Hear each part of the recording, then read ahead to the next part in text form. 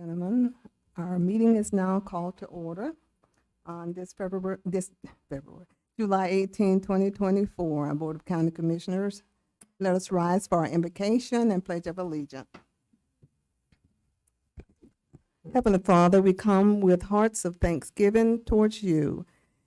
Thank you for your grace and your mercy. We thank you for the opportunity to do your will and to do good towards our community and others.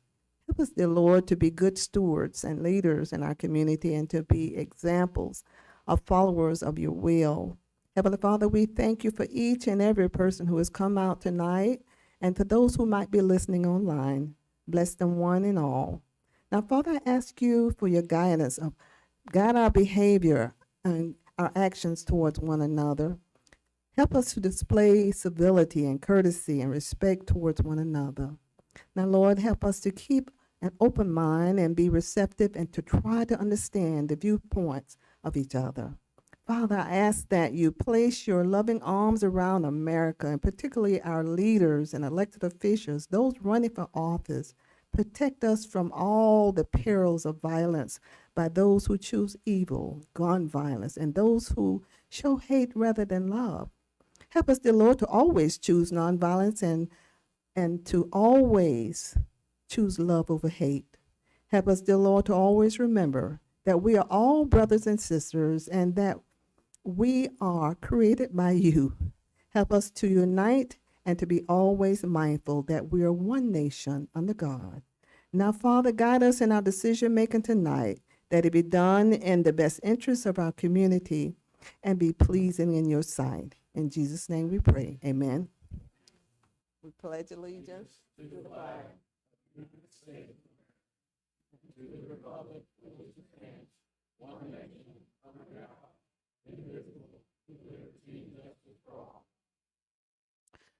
We're going to make a slight adjustment in our agenda, and our Sheriff Gordon Smith is going to come for a special announcement, and thereafter we'll move into our regular agenda. Madam Chair, if I may, before we start, I'd like to pull items 5 and 6 from the agenda. We've gotten some new information, and we'll address it at a later meeting. All right. Thank you. Consensus of the board. Okay. Thank you. Thank you for allowing me to present this. Take time out of the agenda to move it around. But tonight I want to come before you, and I'm excited about something that's been long overdue. But there's a promotion within our agency. We've had 2 promotions within our agency. We've added a jail inspector over at the jail, which for our accreditation process moving forward, we've done that. And Andy Johnson's in the house. Was able to promote him to lieutenant and move him over there. So that's the great promotion, and for Major McKinley and her team to have that on board. So that's a big help. But tonight, something that's long overdue, and I've put it off, but there's a great young man over in emergency management by the name of Brad Witt. I was here at the inception of the first ever emergency management director, and I've seen several come and go over the years. But there's been no one who has worked harder, who loves serving the community in such a way that he does. But we're proud of him. He does so much more than just emergency management, and I want to be clear with that. Him and his staff that he has do amazing jobs, but he's also taken on our accreditation process, the school guardian program that has been mimicked throughout the state of Florida. He's a recognized leader in that area as we're training for other counties around us, much larger. He goes to much larger agencies to do that, perform that. He's our honor guard, our drones, when there's a drone called out and escape or something along those lines. Our boat, when a boat's activated to go out on the water, he has a team that he calls upon to do that. He does so much. But beyond that, he's a great man. He's a great family man, a great father. I'd say great son. His daddy's here. His daddy's been in the profession for a long time, working down in NASA with the fire services down there. But he's got an amazing family, which allows him to do everything that he does. And when you talk to him, there's not a day when anything you're discussing, he's serious. Somehow his family always comes into that conversation. I'm not sure how all that comes about, but he never fails to recognize that. And that speaks a lot about an individual in my book. So it's my distinct pleasure tonight to get to promote him to the rank of captain.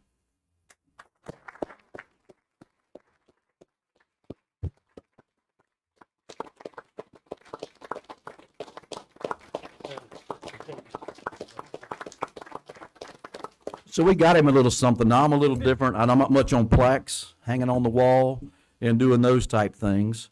But we did get you a little something. I ordered it. If you notice, it's been sitting in my office quite some time. Hoping you'd never touch it, kind of like the chair deal. But you'll look on this. It's a nice Marine sword for distinct at their rank of captain. But also it says 2024 Captain Bradley Witt, Emergency Management Director, that he can proudly display. It beats a plaque in my book. That's just me. But congratulations.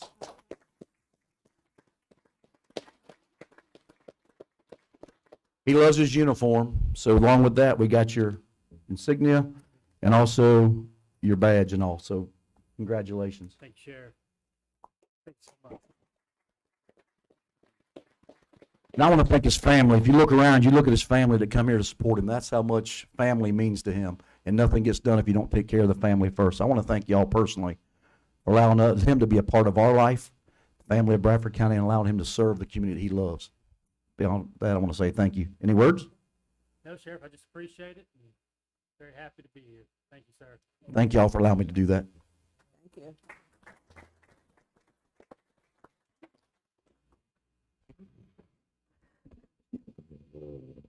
Can I say something?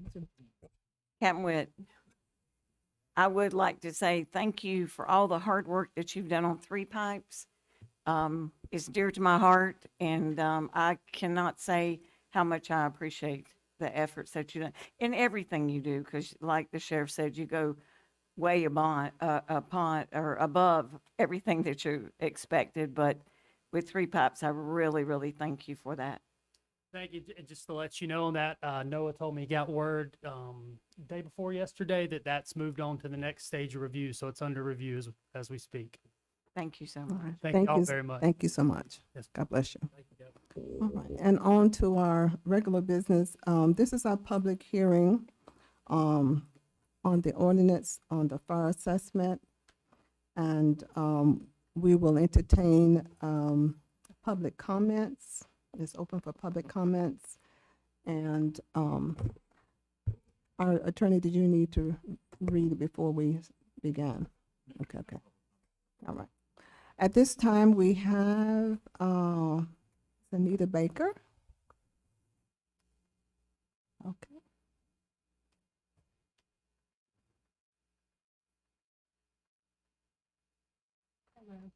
Hello. My name is Anita Baker.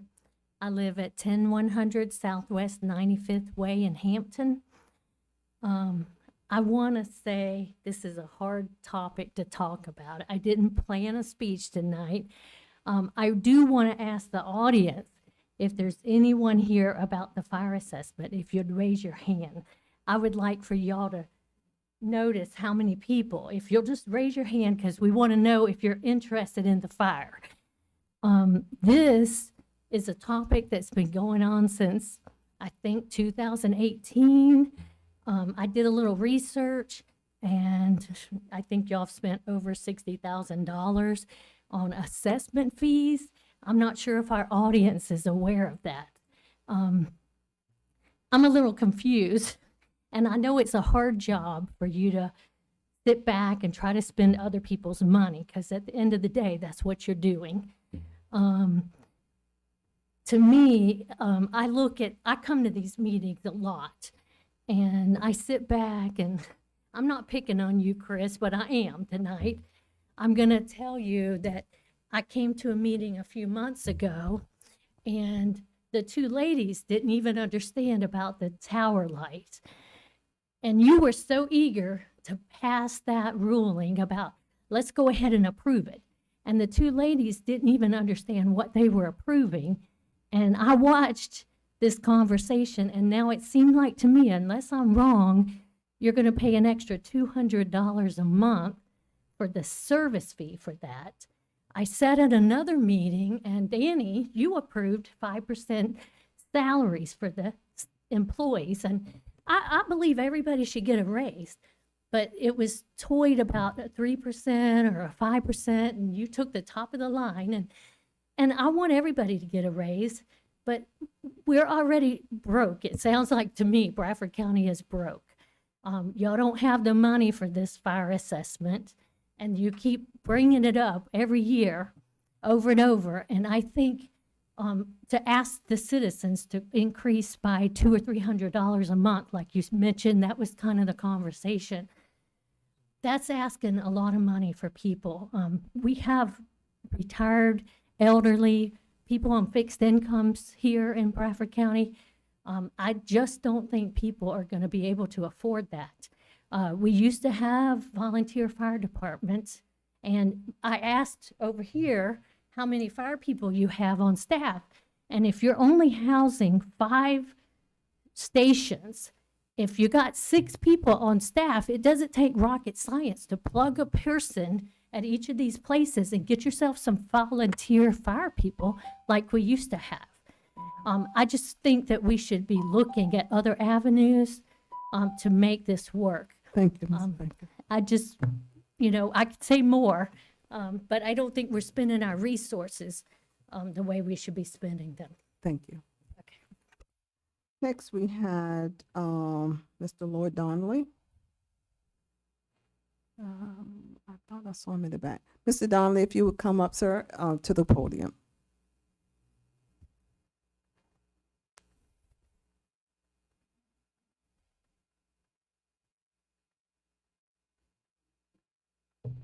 Good afternoon. My name is Lloyd Donnelly, and I live in Speedville, the end of the county.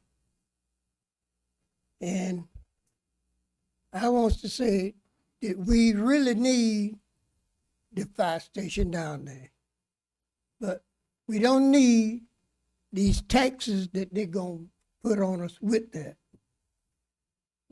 The taxes on us down there is outrageous as it is. We, biggest people down that way, live on a fixed income. They cannot afford no more taxes than we already have.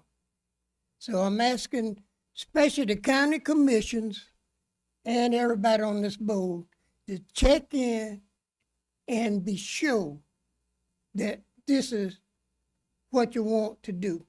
Because what it's going to do is going to cause hardship on the families. And I'm one of them.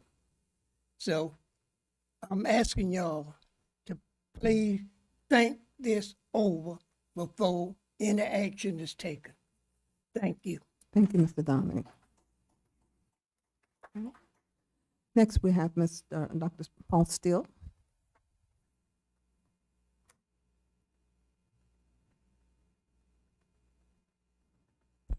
Paul Still, 14167 Southwest 101st Avenue. I have 2 suggestions. One is that you delay trying to do the fire assessment until next year, so you have time to really understand what all the moving parts are and how to make it work. If you really want to do a fire assessment this year, I would urge you to set the top limit for a house at $50. I've talked to people like me who live in a 1978 mobile home. By the time the fire people get to my house, it's gone. People who live in a cracker house made of lighter pine, it's going to be gone. And the concept of having assessments is good, but I believe it has to be based on, I would hope it would be based on the benefit. And so if you live in a $500,000 home, then more than likely a quick arrival or arrival of the fire department is going to save significant parts of your home. And I think that's the part that went wrong in the assessment process. You didn't look at all the options that you have available to actually set the assessment. As I said, if you want to do it this year, set people's mind at ease so that they know that the most that they're going to have to pay is $50 for a home and not this potential 300 and whatever it is. So that's the action that I'd urge you to take, and sort of let people know that tonight so that you have a lot of people out there, they don't show up here, but they talk to me about it, and it's causing a lot of heartache on people's part. Thanks. Thank you. Next, Mr. Tatum, Tom Tatum.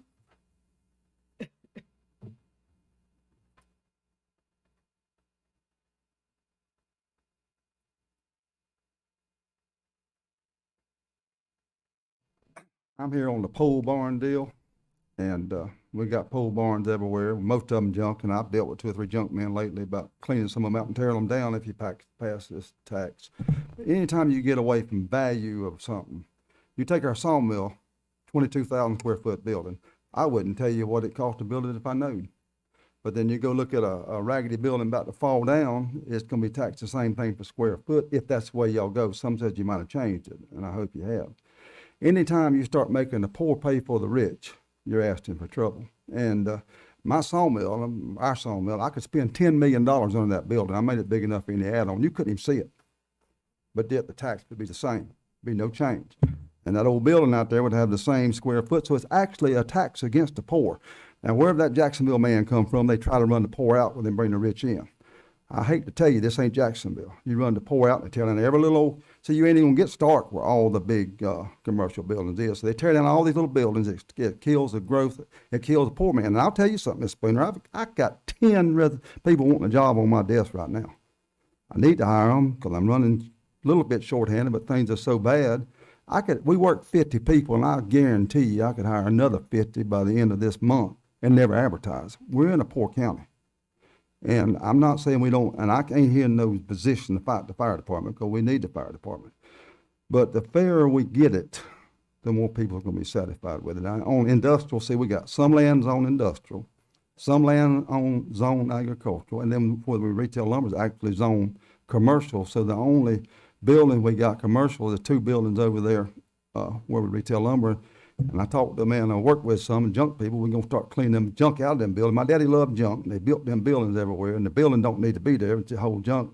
And I told Charles we can clean these junk out and either tear the buildings down or use them, but we can't afford a building with a fire tax like that for junk in it. And so I've got dumpsters. And any of y'all could come in our sawmill building, even the man from Jacksonville, and you would say it's not fair to tax it the same way you would some old building out there in the yard. It's the same as it ain't fair to tax a $25,000 place next to a $500,000. I'm coming out pretty good on my house. It's a big house. So I'm coming out real good. So I'm not here complaining about houses.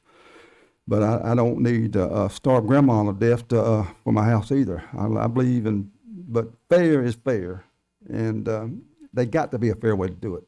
On industrial, electrical is the best way to do it, because if you spent $10 million on the building, then that electric bill would go up. And that day you would know it that minute. Now, I don't know what to do about houses stuff. But you take Walmarts and all them, Stark's done exempt y'all out. So all your commercials here in Stark. So basically you're killing any commercial going to be in the county. They're going to tear down old commercial buildings already there. And really, we done got a county that tears down the roping club, where other little counties have got bigger roping clubs. We can't do everything wrong. And I'd hope we try to do this right. Thank you, Mr. Tatum. Next, we have Ms. Kate Ellison.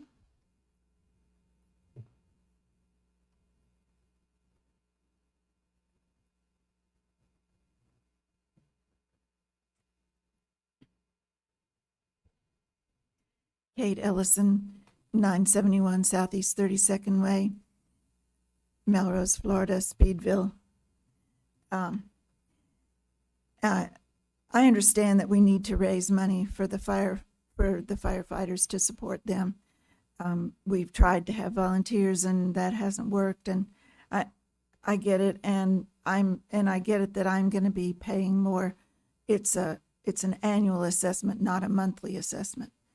I read through the ordinance that you published, and I didn't understand it perfectly, but I don't think that it had the method in there at all, which is the thing that everybody's so concerned about, and that we have the least amount of facts available to us.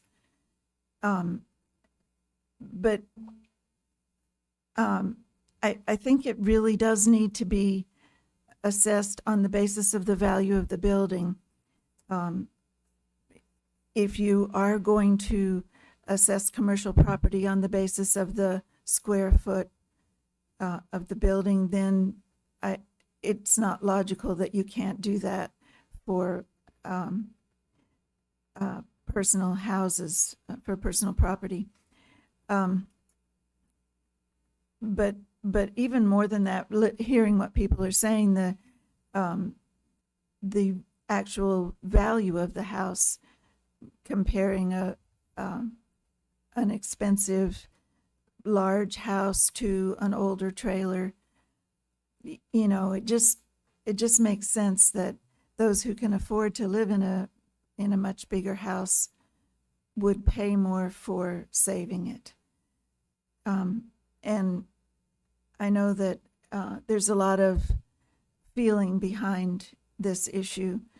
And I hope that if this is the workshop that that you'll choose to answer some of the questions that people are raising tonight, and also that to keep it fair to those of us who don't interrupt, that people not speak from the audience, that it just be the people who are up here speaking. Thank you. Thank you, Ms. Ellison. And now we have Ms. Bonda Strong.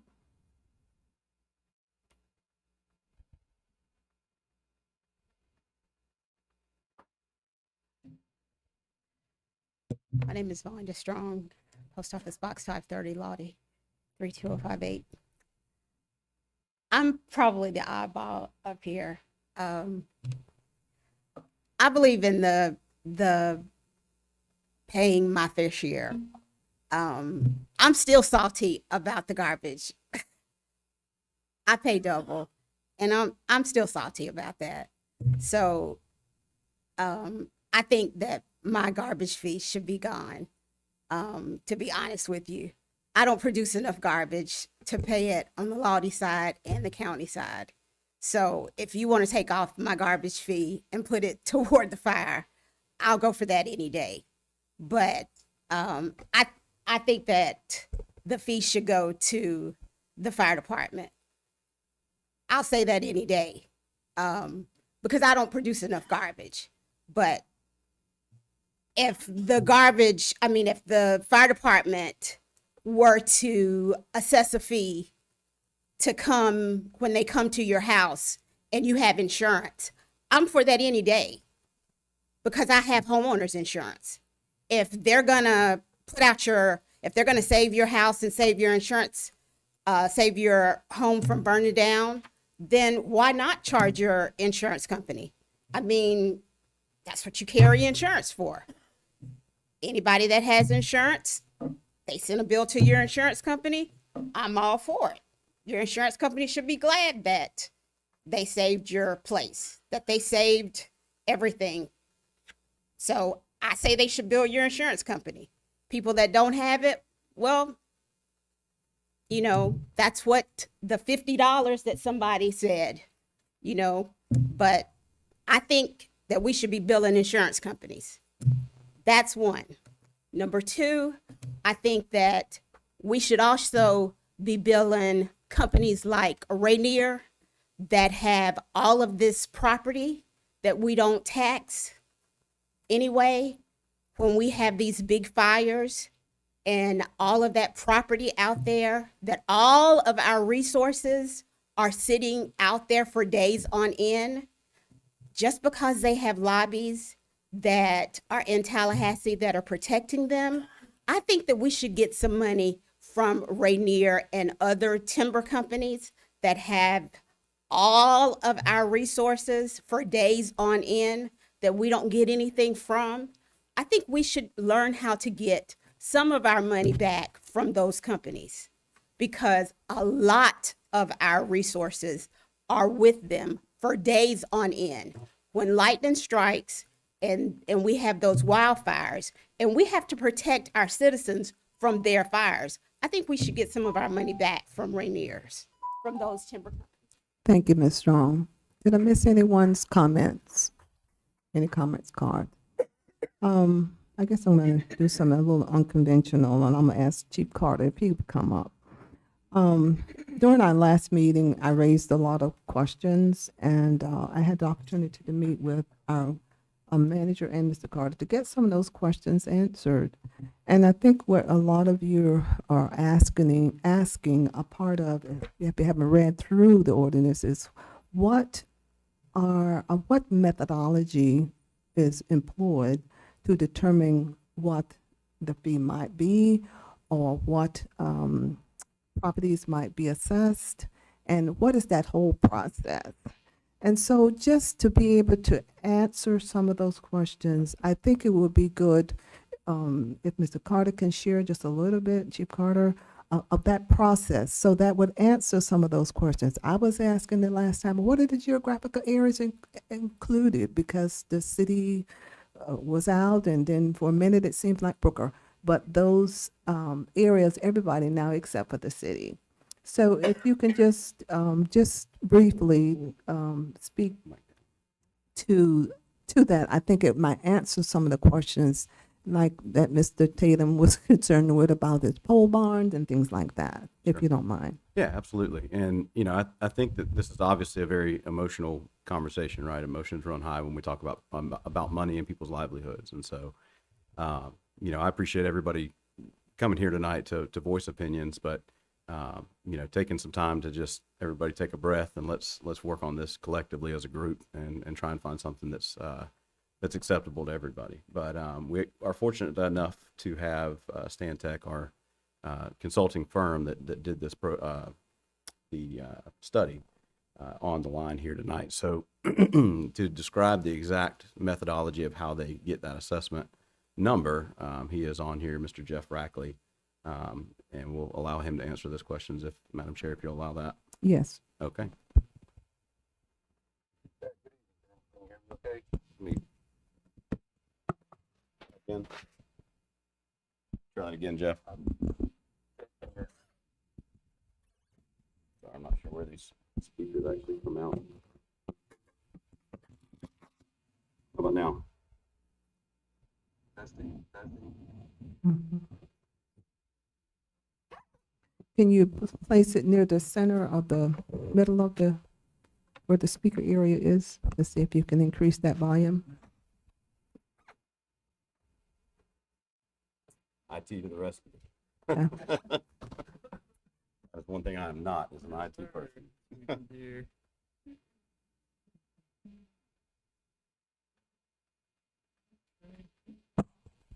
Try talking now. Can you hear me now? Keep going. Hello, hello. Keep talking, please. Yes. Can you hear me? Oh yeah. Try now. Are we getting there?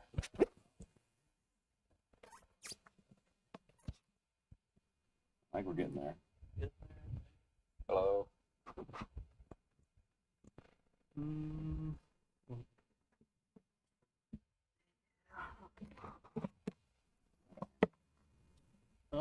We do try that. Talk again for me. Hello, hello. Testing. It's hard to say.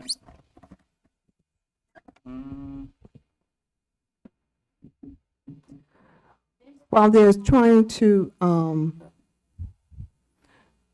project his volume, Mr. Jeffries, is that correct? His name? Yeah, Rackley. Mr. Rackley, it is my understanding that you utilized the data from my property appraiser, is that correct? To use that as a method of coming up with that fee based on the number of residential areas of those areas that were assessed by the property appraiser's office? Yes, that is correct. We Okay. use the property data from the property appraiser's office as one of the data sources to calculate the fire assessments.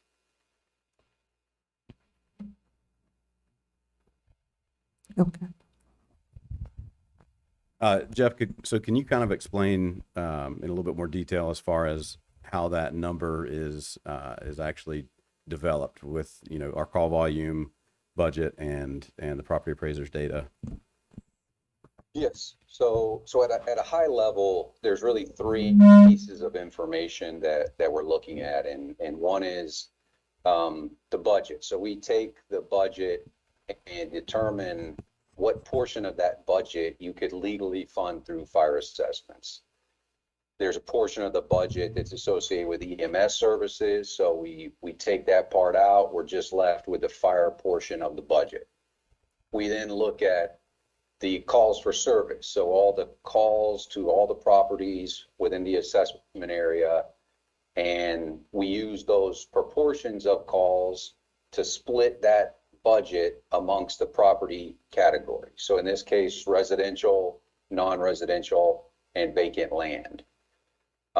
We then take those dollar amounts and divide them amongst the categories based on the units within the category. So in this case, residential properties, we get the number of residential dwelling units from the property appraiser's tax roll that they're preparing, the non-residential square footage, and the number of vacant parcels to calculate the rates for each of those categories to fully fund the fire budget that's been established.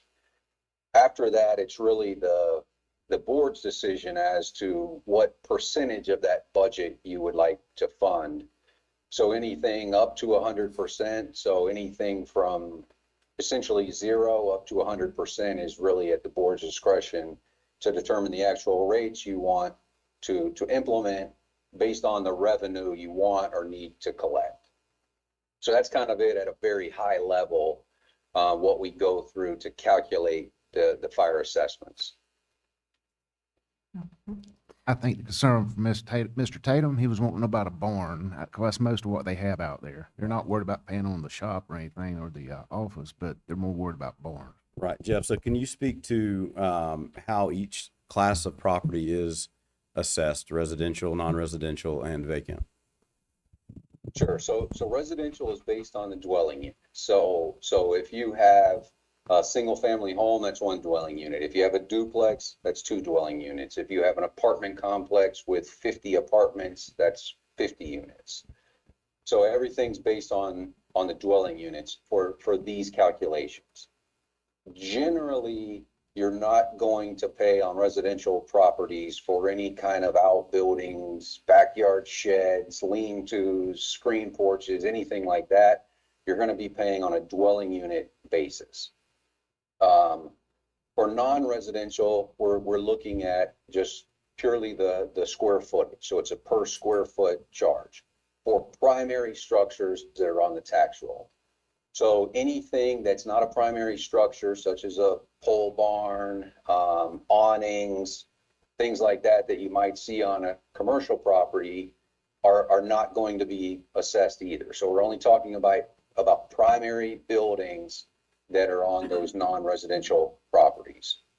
And then for vacant, we're just talking about parcels. So for vacant, it doesn't matter if it's 1 acre, 5 acres, 10 acres, it's a flat per parcel charge. And I know one of the concerns that I've kind of heard is, are there different ways to do this? And the short answer is yes, there's a number of different ways to do these assessment programs.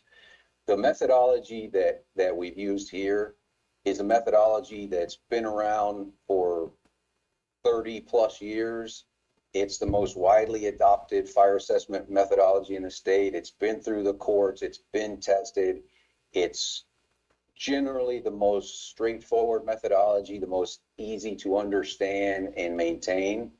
But with that being said, there are other approaches even within this particular methodology. And I know one of the concerns we kind of heard a little bit, and I know the last time I was there, was about residential properties and could you do it based on square footage or some other factor? And once again, the short answer is yes.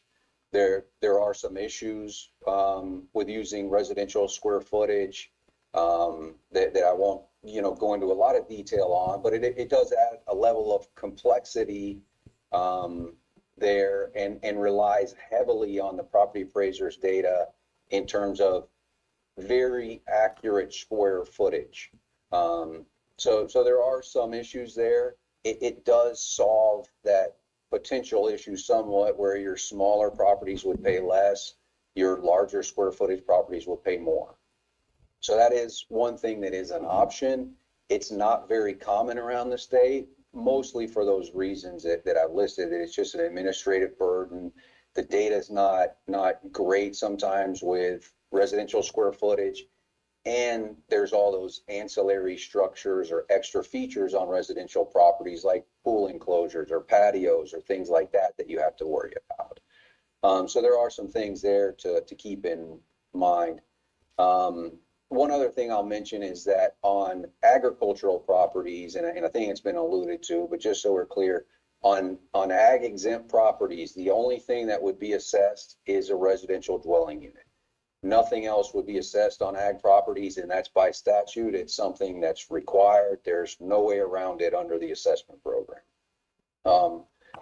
Outside of this methodology, there's several other methodologies. One that I think has been mentioned in prior meetings, it does take into account the structure value of structures within the county. That's one component of the charge, so that's not everything it's based on.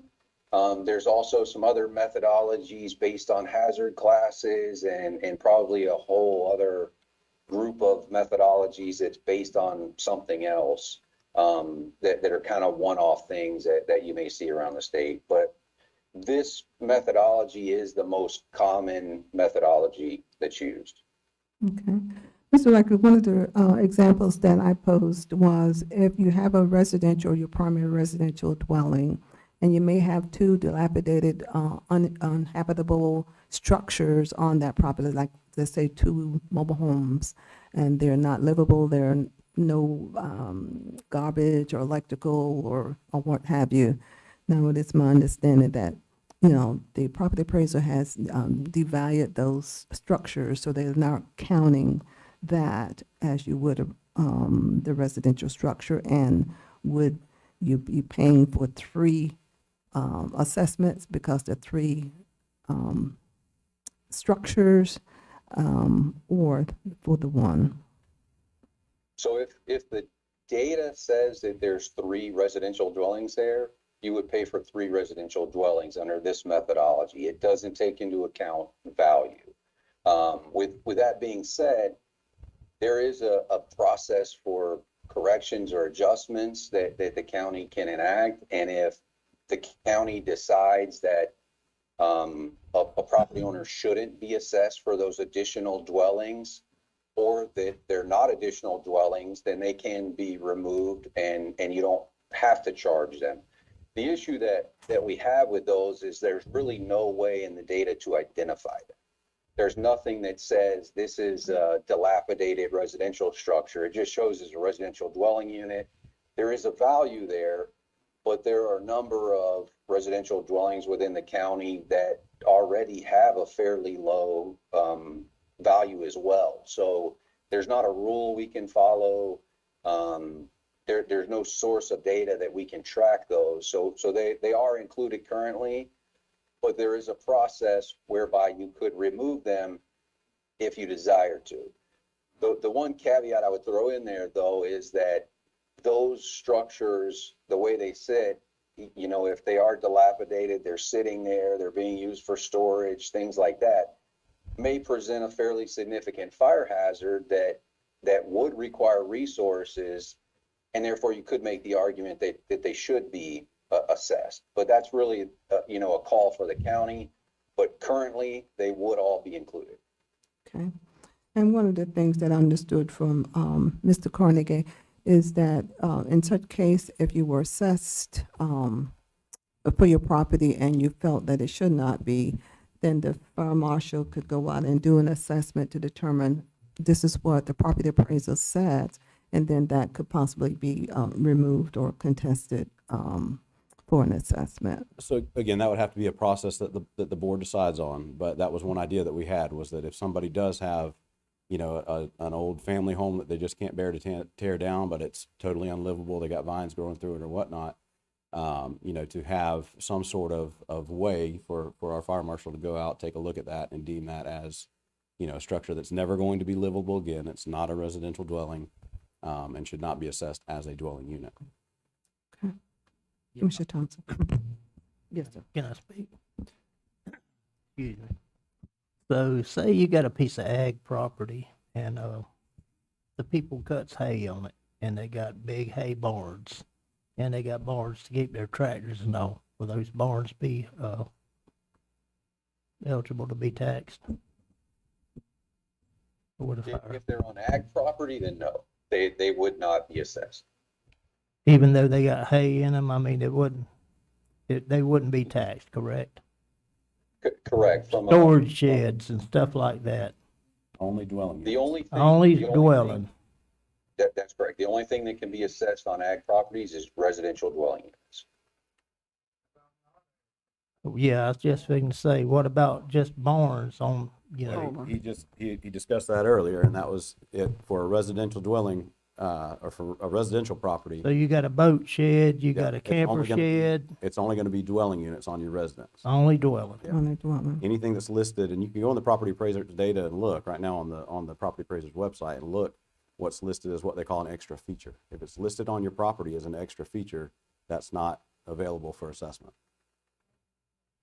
I'm sorry? Other structures or extra features, correct.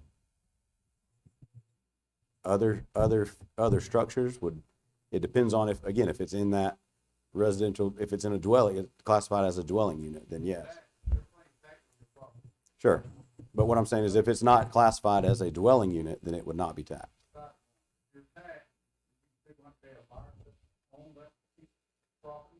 No, sir. Madam Chair. Just your dwelling, Yes. correct? I can. Um, I Commissioner think that one of the Andrews. things that was very confusing to me Mhm. is that in here, because we're talking about things that are exempt, you know, and the only thing that it shows in this ordinance is governmental property. And I think that it caused a lot of questions for me because I had heard this at pole barns and the hay barns and the ag property. So I think we have a lot of work to do in this to make sure that people understand exactly what is exempt and what's not, and in order for them to have a complete understanding of what would happen. Well, and I think the easiest way to look at that is what is included for residential, right? Because, you know, residential again is only going to be the dwelling unit. So if it's not classified in your data, on your property appraiser data, as a dwelling unit, it will not be assessed. A barn, doesn't matter the size of the barn, doesn't matter if you Churches. got $200,000, well, all those things will have to be set, those exemptions will have to be set by the board. That's gonna have to be something that is a decision of the board of what you all would like to exempt and classify as, you know, as an exempt property. And that's what I'm saying. I think that for them, for all of us, to include myself, it would be much easier to understand if we had those things, and then we know what we're talking about. But that happens at a later date, right? This is the first step in moving forward to be able to accept those, or set those exemptions. one of the, go ahead, Commissioner Reddick. No, go ahead. One of the things that in the beginning that you have to come up with an initial approval or an assessment, determining what that minimum might be or not greater than whatever the maximum might be. But this board would have to determine all of those exemptions and what the final fee will be. So that would rest with the board, not with anybody else, but with this group. So That would happen prior to. the Prior to final, the final decision, yes, ma'am. prior to the final decision. So this board would make that determination. Our community needs to know that we're not without compassion. I know, and I've shared that with our manager. I had an aunt who had a limited income, deciding whether you buy medicine, whether you pay your bills, or whether you buy grocery. So we sitting up here may be able to pay that fee, but there are people out in the community who can't. So we have to look objectively, yes, but also we have to maintain our compassion and understanding for the needs in our community. So those fees will be set by us. And so we do have control with that, notwithstanding that there is a need for fire assessment. But in determining that assessment, we have to look at what we're trying to gain financially as an income. And since we are at 10 mills at this moment, the community is made the assumption that we're going to pile another tax, that's in their minds, is what it is, on top of that. I'm saying to you that this board is going to consider the status of our millage and that impact of what income that we're taking in, and also if we're going to move forward with that, can we reduce that millage? That decision hasn't been made, but those are all of the factors that we have to look at. But it is my understanding, and Mr. Carnegie and Amanda can correct me, there's a process if you're going to do it no matter when, not next year, the year after, that you have to go through a process so that all of your municipalities, if they're going to buy into it, they have to meet with their board, pass their resolution and so forth, and we have to do the same. Then you can move to the next step. But it does not determine at this moment the amount of that fee, but it says that we want to move forward. Does that make sense to everybody? And it doesn't lock you in right now. There's still a chance later down the line through the process to still say, no, this is something we don't want to do. Mm-hmm. Jeff, do you mind just speaking to that kind of timeline and the process of what those next steps are, and when is the last opportunity for the board to say, no, this is something we're not interested in? Yeah, yes, absolutely. So where you're at now, just so everyone's clear, what you're looking at adopting now is just the procedures for the assessment program if you do decide to move forward and implement this. So if you don't actually implement the assessment, what you're looking at adopting now will just sit there on the books if and when, until you come back to that assessment at some point in the future. So what you're doing now does not set the rates. It doesn't decide who's going to be assessed. It doesn't do any of that. It just lays out this process. You'll come back in a few weeks. Let me see the date here. I think it's August 6th, I think, is a preliminary date. And I don't know if that's a firm date, but sometime around there, to adopt an initial assessment resolution, which would lay out some of those things that I think are being asked about in terms of what are the rates going to be, who's going to be assessed, what are the exemptions, those types of things. It would lay all that out preliminarily. After that, you would also send out mailed first-class notices to all property owners, as well as publish notice in the newspaper stating what those rates are going to be. The mailed notices would list each building on your property or each type of assessment, the number of units, and the total assessment amount that each property owner would have to pay. That will be mailed to those property owners with a whole host of additional information on there, including generally a phone number you might call for questions, the date, time, location of a public hearing where you can come and voice your concerns, and give you really all those details that I think everyone's asking for. Then you would come back in early September, preliminarily, I think September 5th. That's when you'd actually set your final rates with all of your final rules, exemptions, and everything. So up until September 5th, all of this stuff is still somewhat up in the air.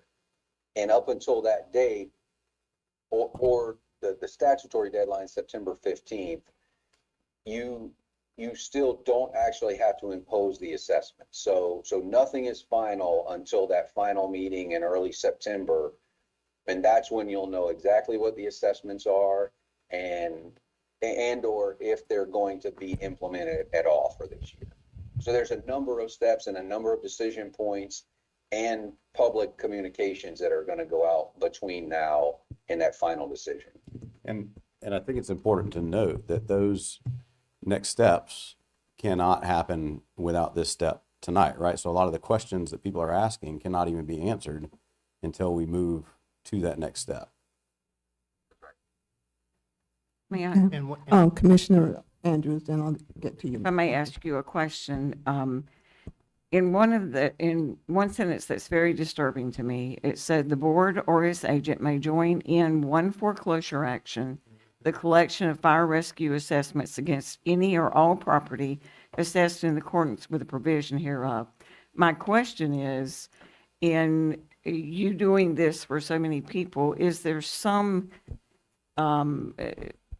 situation where they have set up something for the people who can't, that can come before the board, and some way that we can help these people? The last thing that anybody wants to do is take somebody's property. And I know that if you don't pay your property taxes, that a certificate is sold, and that you have that, I mean, that could happen. But never would we want this to happen with this fire assessment. So in your experience, have you seen them set up something where some assistance or something could be done prior to that? Yeah, there's a number of things there, and you are correct. If this goes on the tax bill, it's collected just like ad valorem taxes, and all of, everything's on the table there in terms of, lien foreclosure, all of those are real options if it's not paid.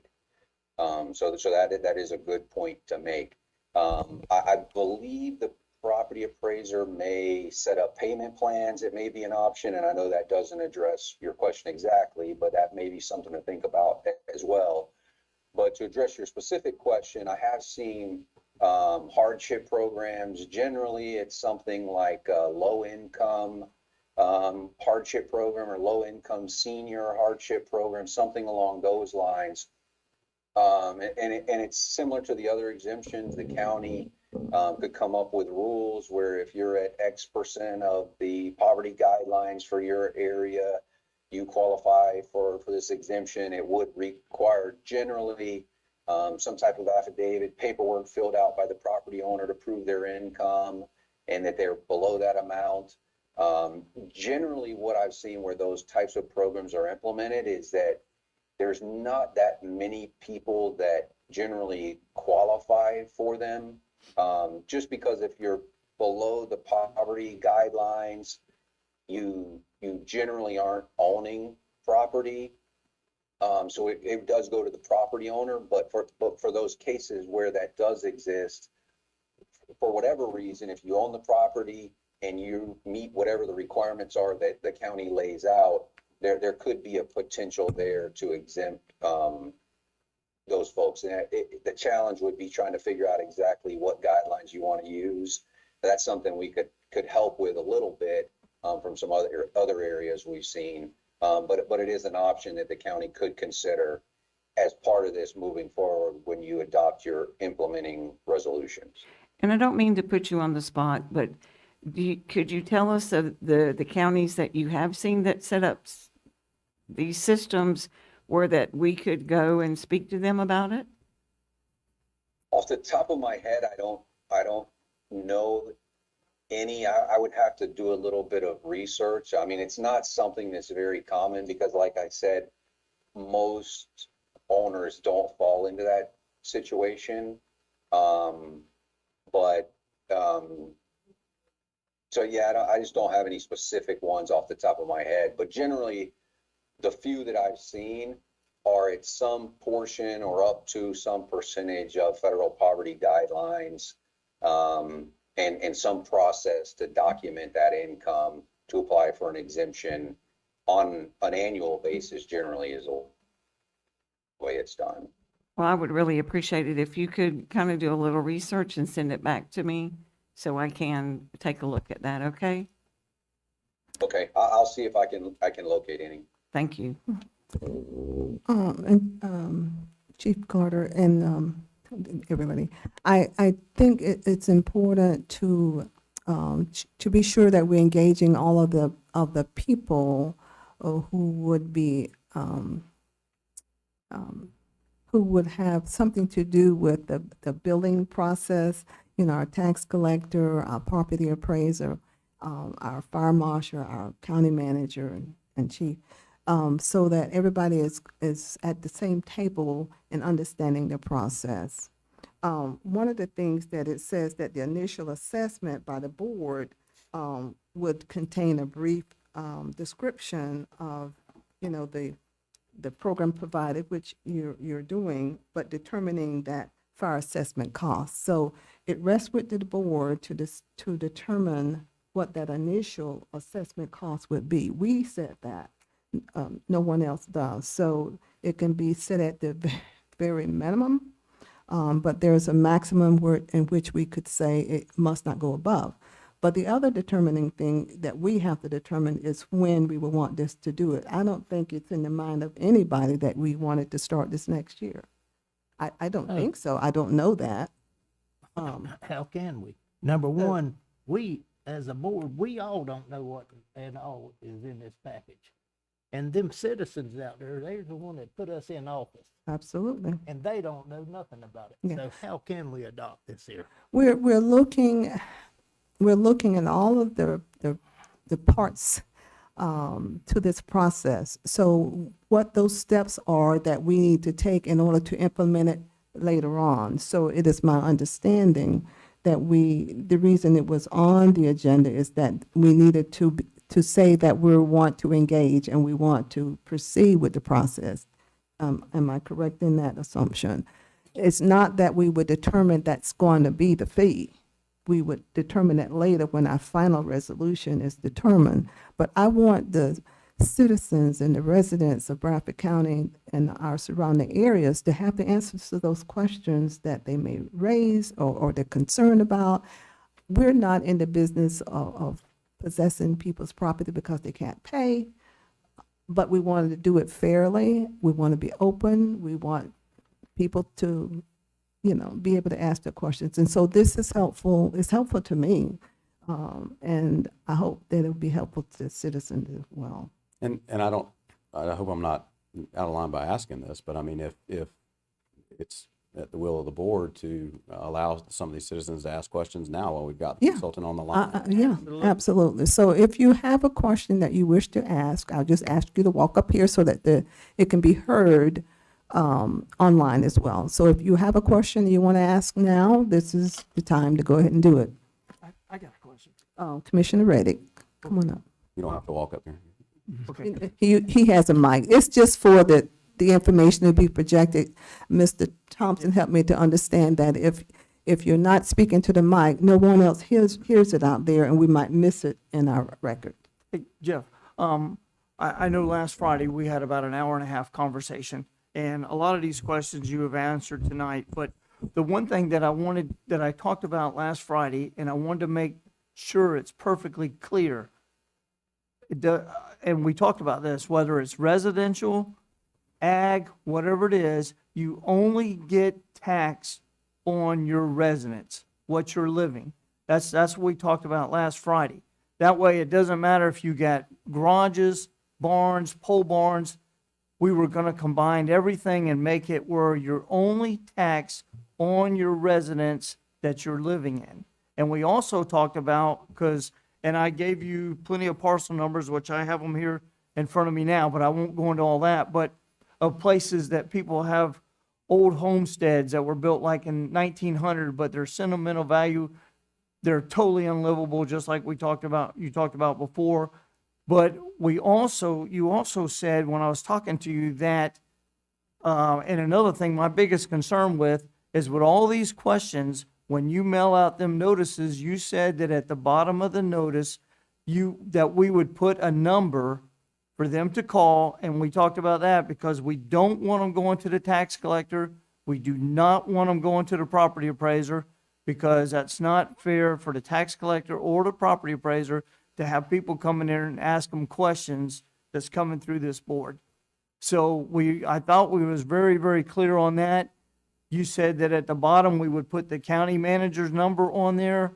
All calls would come into the county manager, and either Chris Cooksey or the county manager or somebody in the county department would go out, look at these properties, and make sure that nobody was living there, and then we would take it off. So it was strictly living, if you're living there. No, it doesn't matter about garages, doesn't matter about pole barns, only what you're living in that you would be taxed on. And I just want to make sure we're very, very clear on that for everybody that's in here tonight, and also make it very clear that there will be a number on that notice for them to call to get information. If they get a notice and it says, hey, you got 5 residential dwellings on your property and this is what you owe, and they know they only living in one home, we gotta have somebody they can call that can get they can get an answer, and also that has to be transferred over to our tax collector so she'll know what to take off. Am I clear?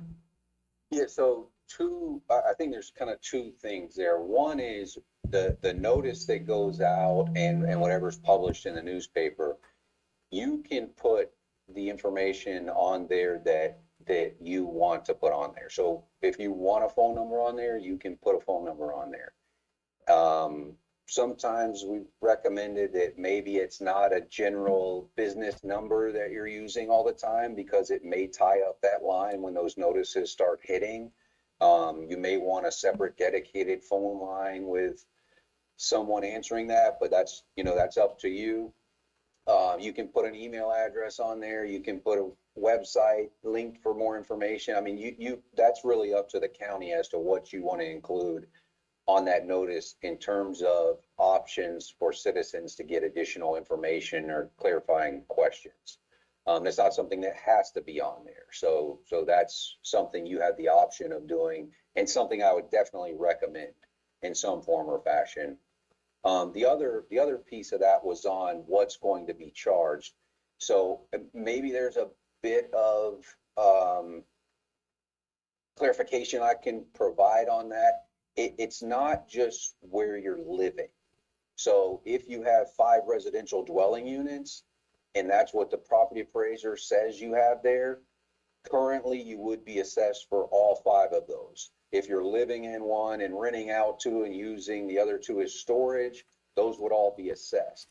It's up to the county to determine if you want to put a process in place whereby the fire marshal or someone else can go out and make a determination that you shouldn't pay for those.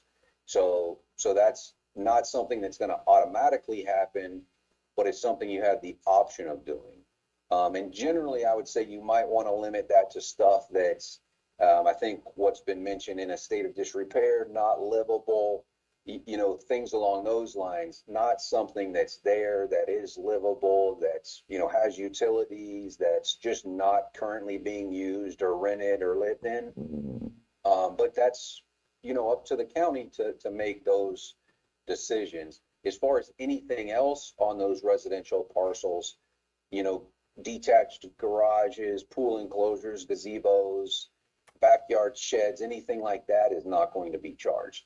There may be instances where you have a residential dwelling unit, and let's say you also have a commercial business on that property, like an automotive garage. That's a place of business where you're, tuning up cars, doing oil changes, etc., that the property appraiser has identified as a primary structure that's not residential. That could be assessed as well, but that's going to be the exception, and it's going to have to be something that's substantial, that's a primary structure, not your residential garage, carports, any type of, residential ancillary structures like that. Okay. May I ask? Commissioner Andrews. I think in one of your meetings, and this is something that just kind of really bothers me, when we do something and we put something in motion, I like to know that we've checked everything and done everything, and when we hand it to the people, that it's right. I think in one of your meetings, you said it could take like 3 to 4 year cycle to make sure that everything has been completed correctly. I guess you said that was normal? Well, no, I'm not sure that's exactly what I said, but the gist of that is that, so we're dealing with property data, one that first of all, we're using it for a slightly different purpose. I'm confident that what we will give you matches the way the property appraiser has coded all the properties. I'm confident that that's accurate. What I can't guarantee is that the property appraiser, for their purposes, has said something's a residential dwelling unit, but when you send the fire marshal or whoever it is out there to look at it, they may make a different determination. we have to rely on the data. There's, I think, 16,000 parcels roughly that we're dealing with. And we've run a number of checks and balances and QA, QC on all of our information. But if something's different than the way it's coded in the data, that's not something we would be aware of. So those are the issues that may take a year or two to work out. The first opportunity is when a property owner gets that mailed notice, they can look at it and say, hey, this isn't right. This isn't what I have there. Call that number or go through that process to get it changed before it makes it on the tax bill. If they don't catch it then and it makes it on the tax bill, when they get their tax bill, there's also a correction process there that they can go through. So it's really going to be giving the citizens or taxpayers that information and telling them, here's who you can contact to make these corrections if they're necessary. Generally, what we see is that first year, there's a number of things that are going to be looked at that will generate some corrections there in differences in the way that something should be treated for fire assessment purposes versus the way it's treated for ad valorem taxation purposes. Those are the exception to the rule, and hopefully in that first year and going through that notice process and when it hits the tax bill, you've addressed most of those. But I have seen a few of those that the property owner doesn't recognize it, doesn't look at it, isn't aware of it. It shows up on their tax bill. They just pay it and forget about it. And maybe a year or two later, when they get their next tax bill or the one after that, it hits them and they look at it and they try to correct it at that point. So that's some of the things that may take more time, is if it's something that the property owner just doesn't notice. Thank you. And I think on that note, it's important to clarify that that's not, saying that the property appraiser's data is not correct. Again, this data is being used for something that it was not intended to be used for originally. But for example, if you have an old, family homestead that's uninhabitable, there still has to be something in the property appraiser's data as a structure there, so they still classify that as a dwelling unit. So that's the situation where you will have your primary structure that you're living in, an older home that may not be inhabitable, that is on the property that's still classified as a dwelling unit. So there you may see, again, that secondary dwelling unit on there, seeing you getting 2 charges for that, but having some sort of process in place that the board puts in place of the fire marshal going out there, us looking at it, saying, okay, this is not something that is inhabitable currently or will ever be inhabitable again, and therefore should not be used. So it seems that we would definitely have to have an assessed exemption list that would be incorporated into our initial assessment process. So again, that's the next step is setting those exemptions and coming up with that process of what that looks like, of going out to assess these properties, that should be exempt. But people aren't even going to know which properties those are the issues until they get a notice that says, hey, I'm being charged for 5 dwelling units. I only have 2 residences on my property. But there's no way to even know that until we get to that next step. And that's where I think that I know there's a lot of hesitation and a lot of issues. And I think that some of those questions have to be answered at the next steps, that it does not still lock you into saying I'm moving forward with an assessment. But a lot of those questions that need to be answered can't be answered until we get to that point. Any more questions? Yeah, Commissioner Thompson, go ahead. What about tax exempt places like trailers and? For like churches and No, I'm talking about residential, like for trailers that's tax exempt under 25,000. Gotcha. What about them? Jeff? So value doesn't come into this at all. If the property appraiser has said there's a residential dwelling unit there, it will be charged the fire assessment. So they will have to pay too, Correct. correct? That's right. Jeff, can you speak to like mobile home parks or campgrounds or things of that nature? Yeah, so mobile home parks are generally similar to any other residential property. A mobile home is equal to a dwelling unit. So they would pay based on the number of dwelling units that are there. Spaces are a little bit different. by statute, they have to be treated in the same manner as hotel motel type properties.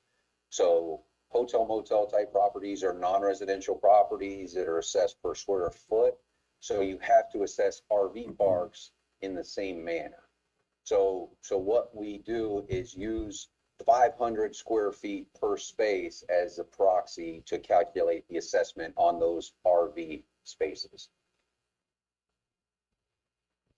RV park is on agricultural property under the special exemption, and it should not be taxed because it's agricultural property.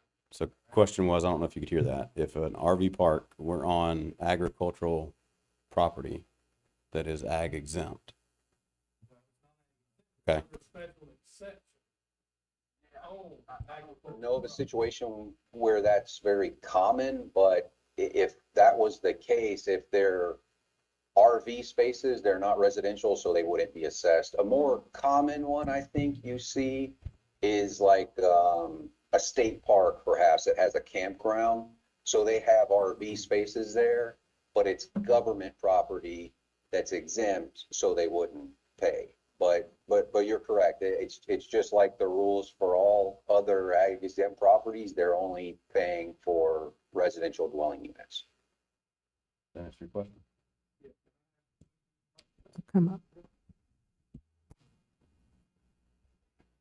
So Jeff, in your methodology, when you ran your methodology, were there calls? I'm sure EMS was excluded, but for fire, were there certain calls excluded out of your call volume, i.e. Automobile accidents? You know, the assessment is supposed to benefit the folks paying the taxes. So was your call volume done on fires only, medical to homes?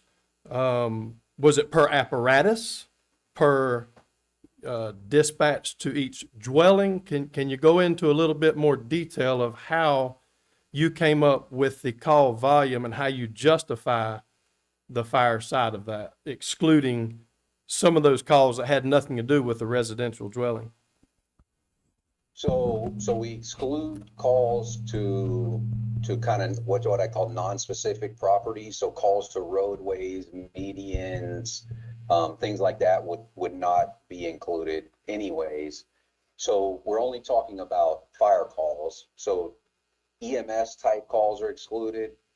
And then we're only including calls to specific properties. So it has to be a call to residential, non-residential, or vacant property.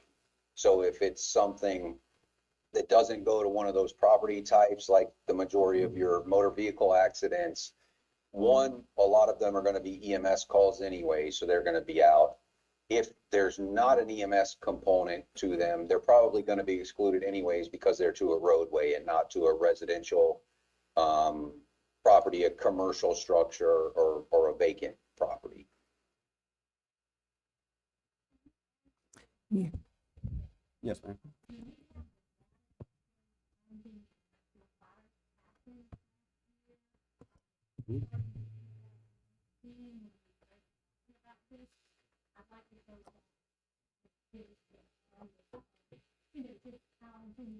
Some historical data. Yes, ma'am. And I did an annual update not long ago that detailed our last year. We can certainly go back and look a little bit further.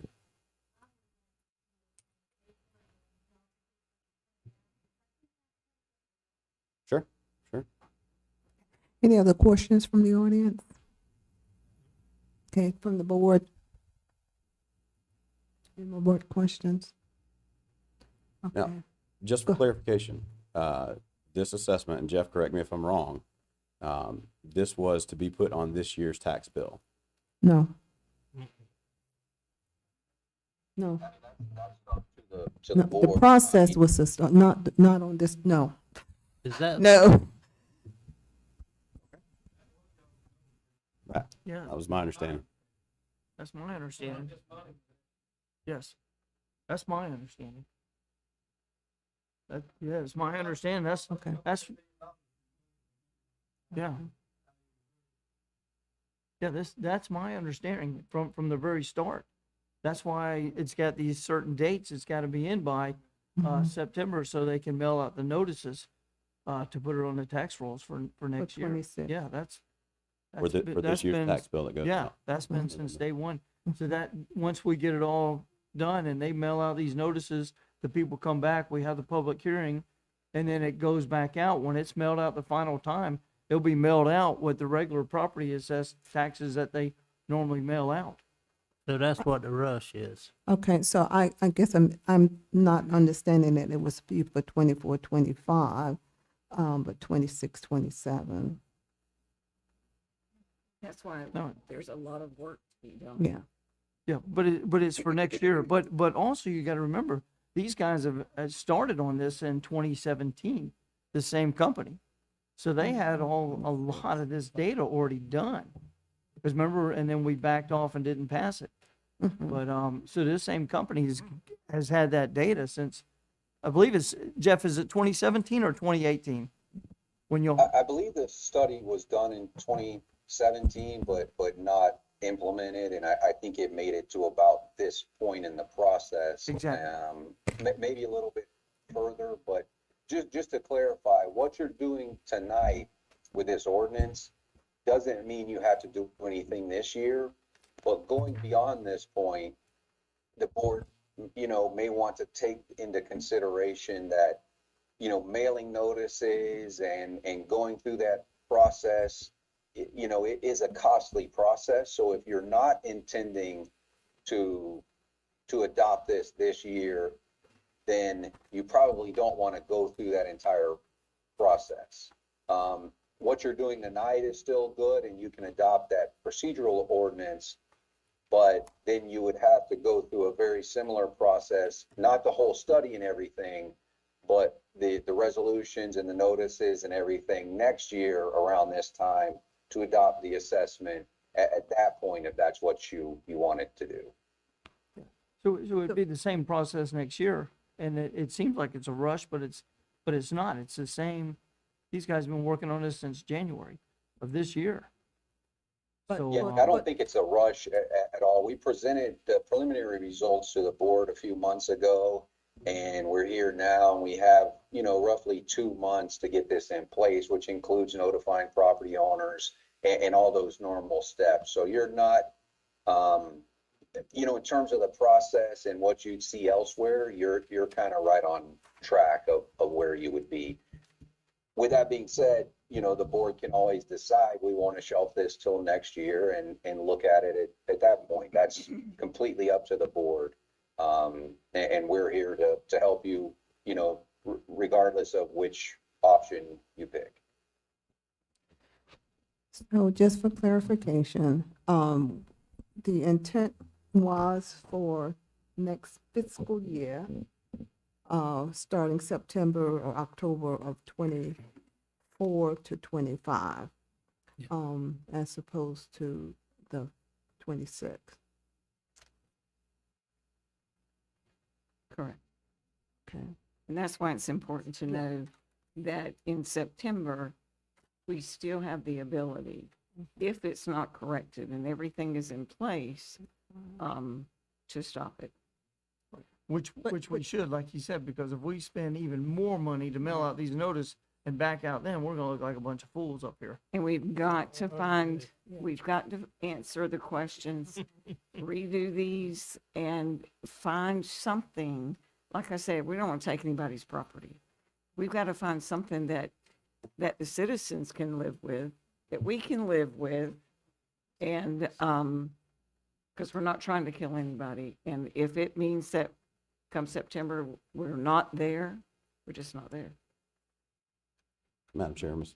Baker had Oh, I'm so sorry. Go ahead. I mean, I hate to say something, but Danny just said, we look like a bunch of fools up here. Y'all have had this for 3 or 4 years. Y'all got rid of the volunteer fire department. Nothing against the firemen. We need them. But you paying them, we understand, more than you do Jacksonville Fire Department. And you got a county manager sitting over there. You got an attorney. They can't sit here and do these numbers and figure out what we got to pay or nothing. Why you got to hire this contractor to do y'all's jobs? It don't make no sense to me. If y'all give me the numbers, I could come up with it. I can promise you. It don't take rocket science to figure it out. But anyway. Thank you. Any other questions regarding the fire assessment? Get Jeff to answer that question. Jeff, So, can you speak to the process of, you know, why a consultant should be hired to do this process, or you know, from a legal standpoint, or? I think it's just good, you know, like a lot of your things that someone there possibly could do. I mean, we bring a wealth of experience in doing this all over the state. We can give you that context to tell you what other folks are doing. You know, the potential legal challenges, you know, I have seen assessments be challenged and you end up having to refund the entire amount of the assessments you collected, potentially for several years if you do something incorrectly, procedurally or calculation wise. So there's a risk there.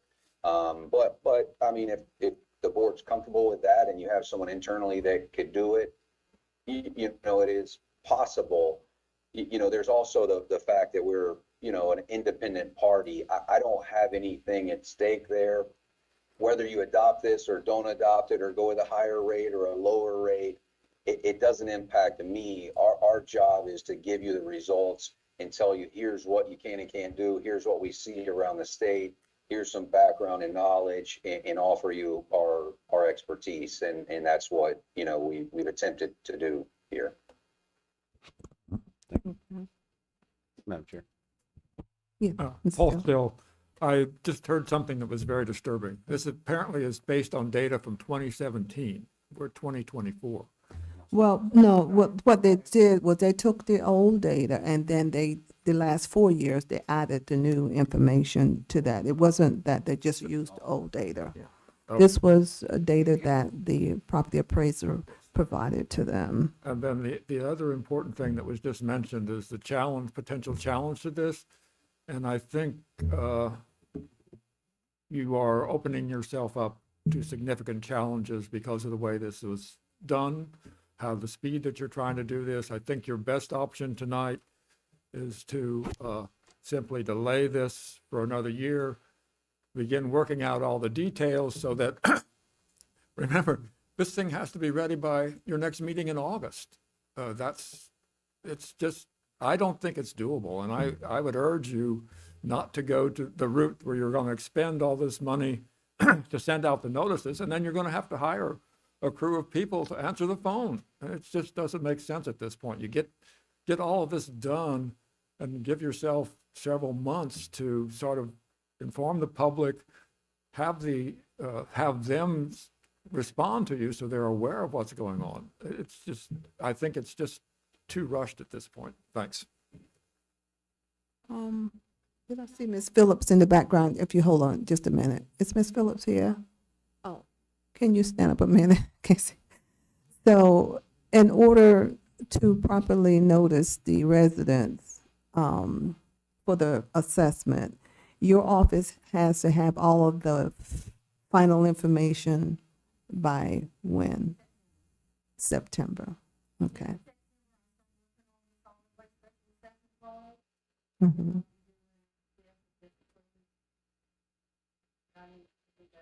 And then that would cover for 24 to 25 for September till next year. Okay. So, all right. It is rush. You got something to say? No. Okay. All right. So our any other questions from the board? Okay. Thank you, Jeff. Appreciate you All being on here. Okay. All right. Well.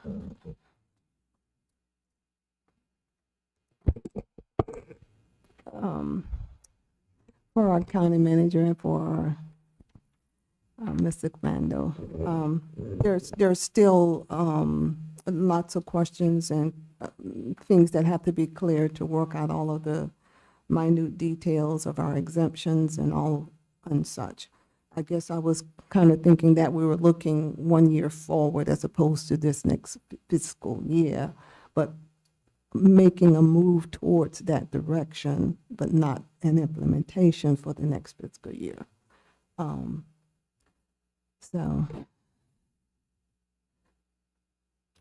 at this point, then we need to look, at, either we move forward now or not. And so at this time, I would just ask Mr. Commando if you would read that, and we will look for a motion. Well, before I read it, may help to determine the pleasure of the board if you're going to move to approve, move to deny, or move to table. I move to approve this ordinance, and then if we approve it tonight, then that gives us another month to, we still don't have to do it, but I move to at least move forward, see where it goes from there. Okay. That's my motion. Motion by Commissioner Reddick on the floor. Is there a second to the motion? I'll second. Second by Commissioner Doherty. Question, discussion. Mr. Thompson? No, I have no question. Let's And- vote on it. Madam Chair, I can read the title. Okay. So an ordinance of Bradford County, Florida relating to the provision of funding of fire rescue services and facilities, authorizing the imposition and collection of a non-ad valorem special assessments against real property specifically benefited by the provision of such services and facilities established by the county hereunder, providing certain definitions, establishing the procedure for imposing collection and administering fire rescue assessments, providing that fire rescue assessments constitute a lien on assessed property equal in rank and dignity with the liens of all state, county, district, or municipal and taxes and assessments, and superior in dignity to all other prior liens, mortgages, titles, and claims, providing for severability and providing an effective date. We have a motion on the floor by Commissioner Reddick and second by Commissioner Doherty. Any further questions or discussions on it? All right. All in favor by the sign aye? Aye. Nay. Any opposed? Nay. Okay, that's 2 nay, nay for me. Okay.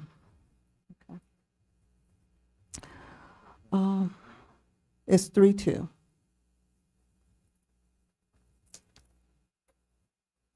Okay.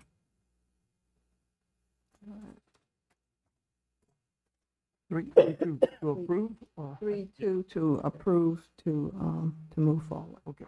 Mhm. All right, next on the agenda is just any other public comments. I think we had a couple still. Marie Gaskin?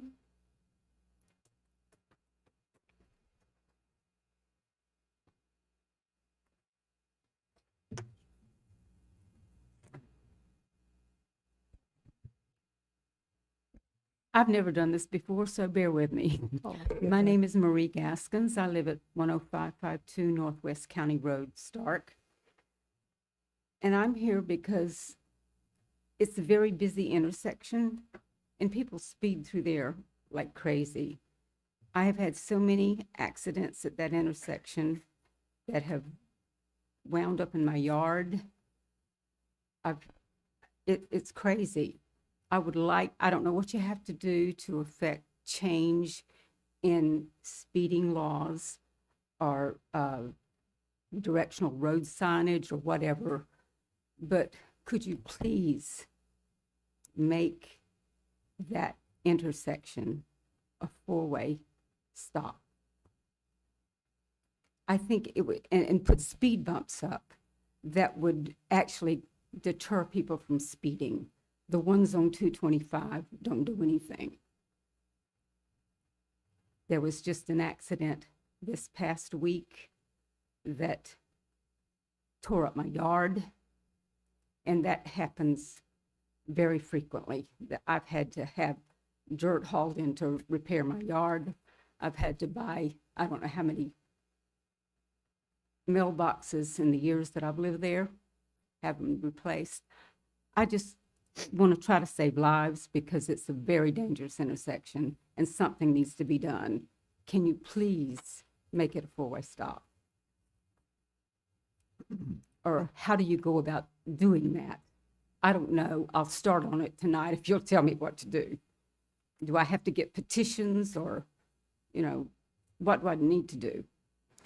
Ms. Gaskin, if, after the meeting, if you can get with Mr. Carnegie and he can instruct you on the process. Thank you very much. Yes, ma'am. Mr. Paul Still.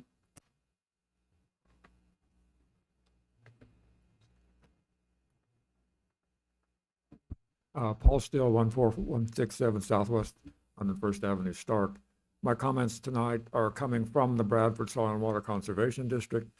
The Bradford Soil and Water Conservation District voted at its last meeting to offer the county $2,000 of its funding to support the removal of the aquatic plants that are blocking the flow of water out of Lake Sampson into the Sampson Canal. If this is not done, the gates that control the level simply can't function properly. So it's because that's so important that we're willing to give up $2,000 of our funding, and we hope that the county can come up with $8,000 if the total cost is 10. I think that the total cost can be limited to 10 by working with the contractor and say, this is what we want done. I've had an email from the contractor, which I forwarded to Amanda, that indicated that he thought it would cost between $8,000 and $10,000 to use this shredding equipment. And the big saving with the shredding equipment is that it simply shreds up the plants, and then they're left in place and they decay very quickly.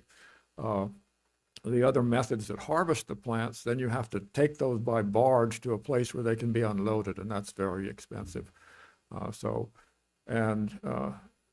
Amanda's email indicated that this would hopefully be on next month's next meeting agenda. I hope that it can be on the agenda for approval during the contract. We're running out of time. We need to get this done before we have a major rain event. It's going to be too late if we wait much longer. And remember, flooding for Bradford County, the flood that you have to remember is Irma. And so how Irma impacted Bradford County, that's kind of what we should be planning for this year. We may be lucky because these storms, a few miles difference makes a big difference in how much flooding we get. But I think we need to be prepared. Thank you. Madam Chair, may I just say something? Mr. Steele, just so you know, I had a conversation with Jason and with Captain Witt after the last meeting about this. They've looked for a machine that does that, and they did find one. Now, whether or not it is something that we can do ourselves, but they are looking into it, and so hopefully we can get that taken care of. Yeah, I think the problem, more than likely, it's going to take too long to go through that process. It might be a good idea to have that equipment because there are other places where it could be used. Most of our lakes have drainage canals at their end, and more than likely they're also plugged up. So Hampton could be benefit from the county actually having a piece of equipment like that. Okay, thank you. Thank you, Dr. Steele. Moving forward to approval for a consent agenda.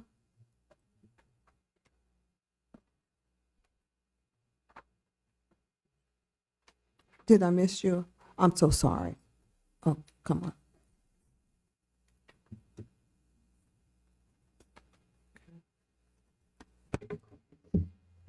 on. Yonder Strong, Post Office Box 530, Lottie.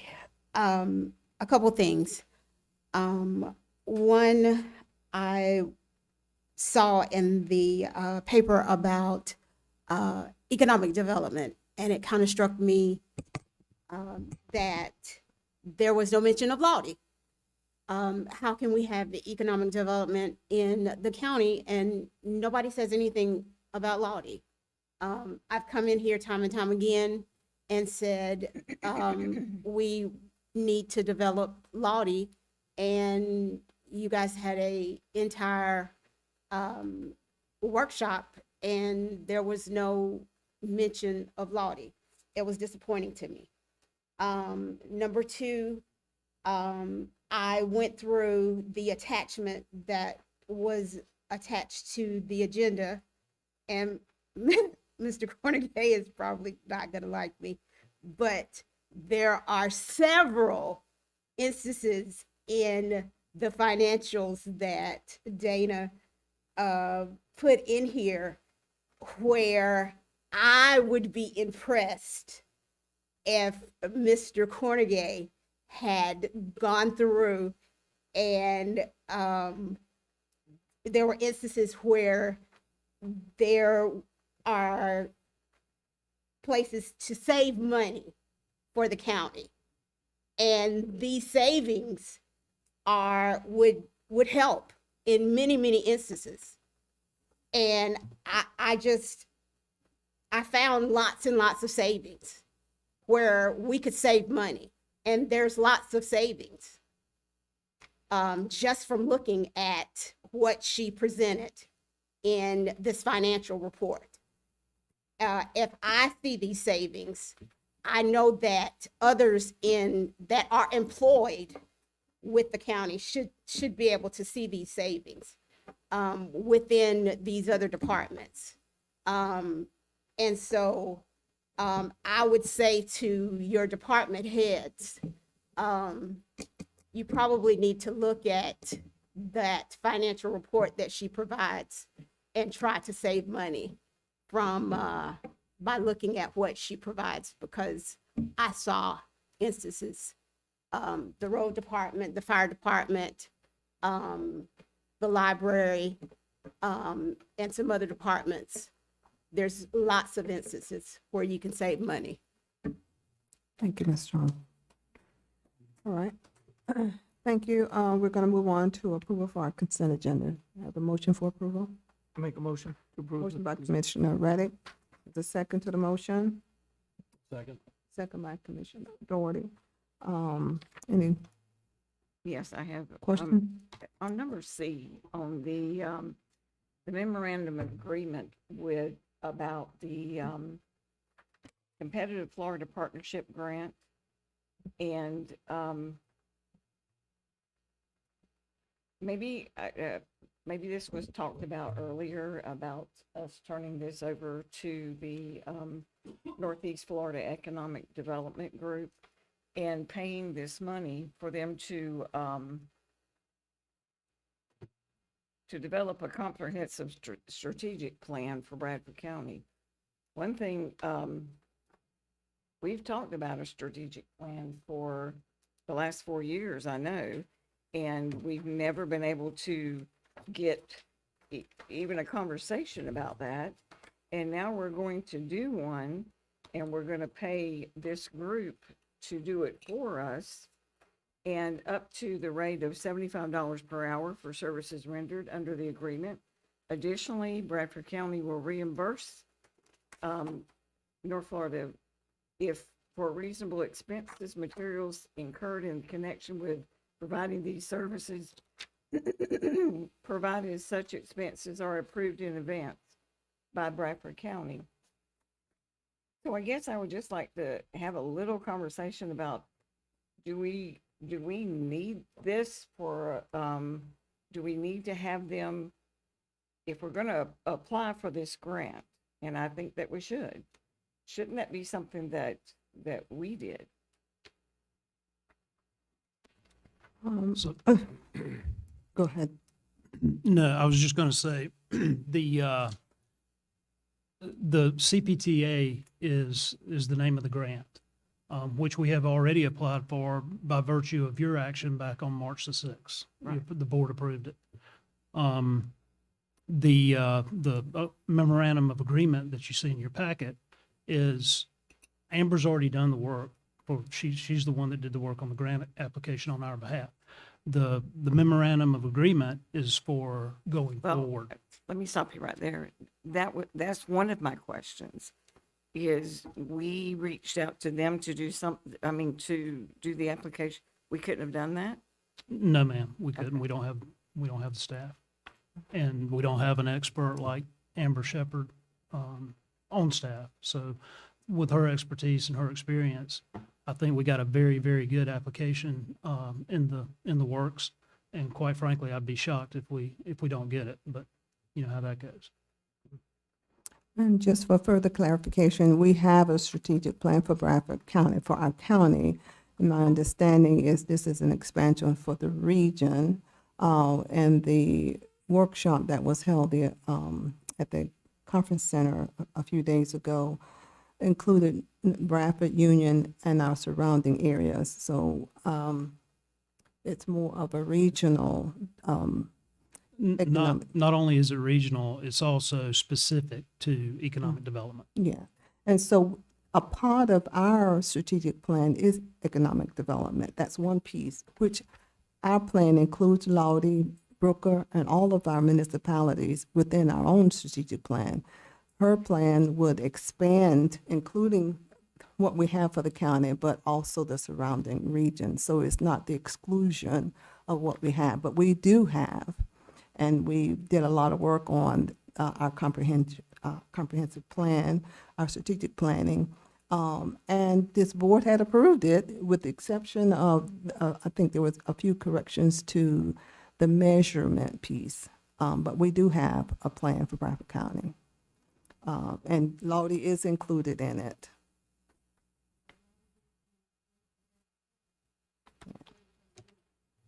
But anyhow, for discussion purposes, it would not only include us, but the surrounding region. Any other discussion questions regarding the matter? Okay. We have a motion and a second on the floor for the consent agenda, including the item that we just discussed. All in favor by the sign aye? Aye. Aye. And nays? Nay. Okay. 4-1.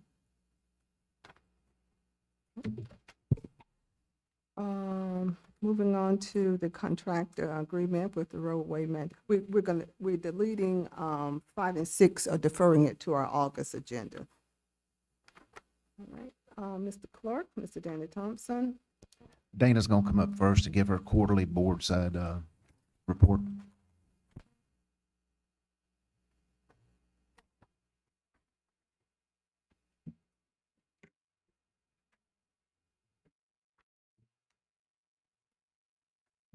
Does everyone have a single sheet? I think Miss Rachel passed it out.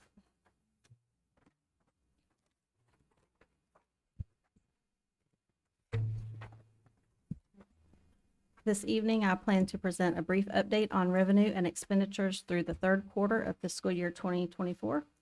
If you take a look at the single sheet that you have, we will be reviewing the general fund, the fire rescue fund, and the road department fund. First, we have the general fund. We began fiscal year 24 with a fund balance of $17.3 million. Revenue for the first 3 quarters was $15.6 million. Expenditures totaled $16.7 million, resulting in a use of the fund balance of $1.1 million for the first 3 quarters, making the current fund balance $16.3 million as of June 30th, 2024. If revenue and expenditures continue at the same rate, you can expect the fund balance to be around $15.9 million at the end of this fiscal year. Do you have any questions about the general fund's third quarter update? Any questions from the board? All right. Okay, let's move on to fire rescue. We began fiscal year 24 with a fund balance of $806,000. Revenue for the first 3 quarters, including budgeted transfers from the general fund, was just over $6 million. Expenditures totaled $5.6 million, resulting in a savings to their department's fund balance of around $378,000 for the first 3 quarters, making the fire rescue's fund balance almost $1.2 million as of June 30th. If revenue and expenditures continue at the same rate, you can expect the fire rescue's fund balance to be around $1.3 million by the end of this fiscal year. Do you have any questions? Just for clarification, that's also inclusive of the, I guess, $321,000 from the opioid abatement funds. Is that included in your total? One moment.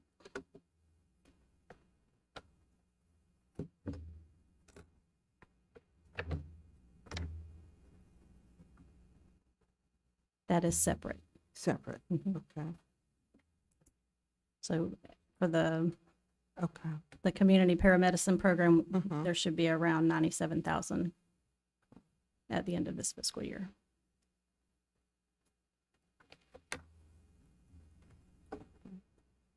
And,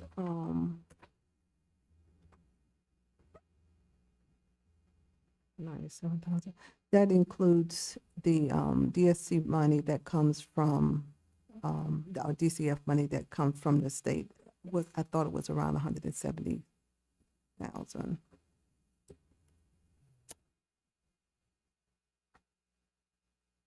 That's not been used. The LSF money is, Not LSF, the county funds, just the county funds. that was, yeah, about 128,000. Okay. And that includes that. So part of that has been spent. Part of the county's money? I don't think any of the county's money has been spent, so it should have that total, because none of that has been used.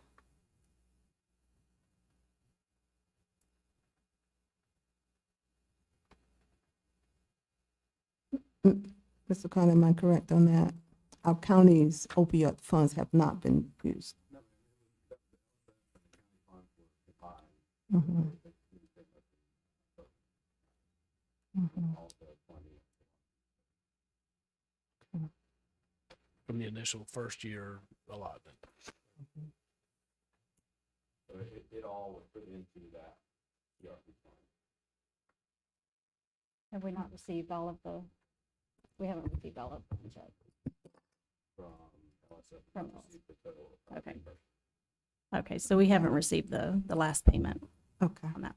all right, thank you. Thank you. Anything else? Any other questions now?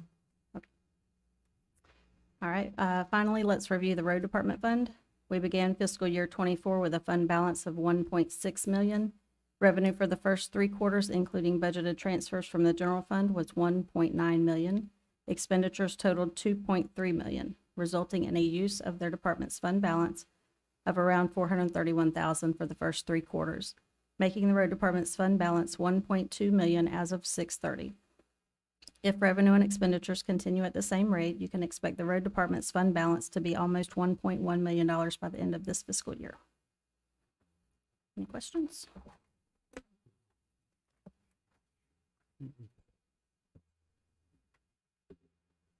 All right. Any questions from the board? Thank you. I'll just read it from here.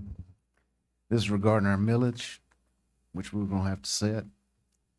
I want to thank you guys for all coming by the office. That was pretty prompt. I mean, it was like within 5 working days. I think we had all you guys, or 6 working days. We had everybody in there, and I appreciate you giving us time like that, because I really want to get you guys in there and have time to talk to you. While we were there, we reviewed the millage rate options and the tentative budget summary for fiscal 24-25. As shared in those individual meetings, it is not advisable that the board lower its existing millage rate of 10 mills unless it is willing to cut budget spending by the reduced revenue. In short, if you cut your revenue, you need to cut your actual spending, positions, operational sites, hours of operation, equipment, vehicles on the roads, benefits, etc. If you consider budget cuts, do not cut from your reserves. Budget those. If you budget at, don't cut from your reserves budget, as those cuts will not result in actual spending cuts. For the first time in years, the county is growing reserve fund, and that is a direct result of setting the millage rate at 10 mills to handle expenses. In the event the county adopts additional revenue sources, such as a fire assessment, the funds will not come online immediately in fiscal 24-25. Therefore, it would be fair to consider lowering the millage rate next fiscal year 25-26 once the funds are available from the new revenue source. Additionally, the board should keep its capital improvement plan in mind while determining the millage rate for the year and in future years. The board last approved a CIP in 2020. The CIP should be reviewed, updated, and adopted by the board annually so as to plan and budget for capital projects. Okay. Now I'll go back to Dana. The board will need to set a proposed millage rate for fiscal year 24-25 tonight in order to stay on schedule with the trim timetable.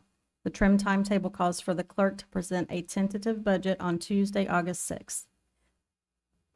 Does everyone have their millage spreadsheet? Board, you've heard the recommendation from our clerk. What is good of the order of the board and adopting a millage rate. Would you like me to read the Yes. different options? Mhm. Okay. Before you is a spreadsheet outlining your options and setting the fiscal year 24-25 millage rate. Your current rate is 10.0 mils. If you keep the rate at 10.0 mils for fiscal year 24-25, you may expect to generate $14,045,335, an increase of $1.1 million from fiscal year 23-24. A decreased rate of 9.75 would generate $13,694,201, an increase of $783,180 from fiscal year 23-24. The rolled back rate is 9.5178, which would generate $13,368,069, an increase of $457,048 from fiscal year 23-24. A decreased rate of 9.5 would generate $13,343,068, an increase of $432,000 from fiscal year 23-24. A decreased rate of 9.1104 would generate $12,795,862, a decrease of $115,000 from fiscal year 23-24. A decreased rate of 9.0 would generate $12,640,801, a decrease of $270,000 from fiscal year 23-24. As you discuss your options tonight, please remember that whatever you set your proposed millage rate at tonight, the property appraiser will use that rate on the trim notices that are scheduled to be mailed out to all taxpayers on August 15th. On September 3rd, the board will hold its first public hearing where you will adopt a tentative millage rate. It is not recommended that you increase the proposed rate you set tonight. An increase would have an impact to the trim timetable, and it would require the property appraiser to mail out new trim notices. Before we conclude, I ask that the board please set the proposed millage rate tonight. Thank you. You've heard the request, and do I have a motion from the board to set our millage? Remembering what we set it for, you can, if you set it low, you can't go back and change it. But wherever we set it for, need to be able to generate the dollars necessary to continue what we're currently doing at the rate in which we're currently bringing in revenue. I make a motion that we set it at 10 mil until we get other revenue sources in place. All right, motion by Commissioner Reddick. Is there a second to the motion? I agree. I'll second. A second by Commissioner Andrews. Any further discussion or questions? All in favor of the sign aye? Aye. Any opposed? 5-0. Thank you. Alright. All right, sheriff report. Okay. County managers report. Thank you, Madam Chair. If you look in your packets at agenda item 9A, the first page behind the cover sheet is a list of funding requests from various community organizations. We have a total of 3 new requests, which you'll see down towards the bottom of the list. Staff's recommendation is to fund at the same levels as you did in the current fiscal year for the next fiscal year, and also add the additional ones at the amount requested.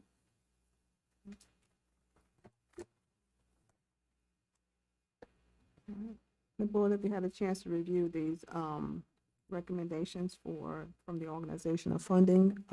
And if so, do we have a motion to approve at the same level as previous year with the additions that have been added here? I'll make a motion that we fund everything according to last year's, except for the original Florida Tourist Task Force. It's lowered by 1,000, so it will be funded at 2,000. And then, to picking up the Bradford, Tornado Pop Warner at 7,500, and the, two remaining agencies at the requested level. Motion by Commissioner Reddick. Is there a second to the motion? Second. Second by Commissioner Doyle. Second. Any further questions or discussion? All in favor by the sign aye. Aye. Any opposed? 5-0. All right, thank you, Madam Chair. Just briefly, you'd mentioned the economic development workshop that we had on Friday. Very, very pleased with the turnout. We had a number of the municipalities were there. Of course, you were there, and had some great speakers. And Amber Shepherd is here tonight. And if Amber would like to say anything about it, I think now would be the time.